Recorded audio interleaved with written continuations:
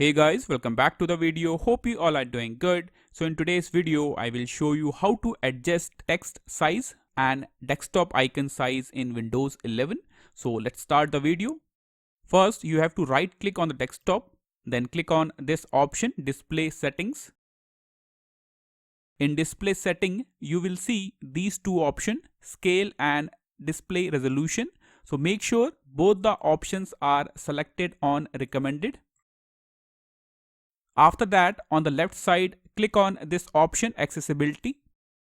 Now on the right side, click on this option text size. Click on it. Here you will see this option text size. So you can increase or decrease your text size. So you have to increase it. Then click on apply. So this will increase the text size. Okay. Or if you want to decrease it, then click on apply. So this will decrease the text size.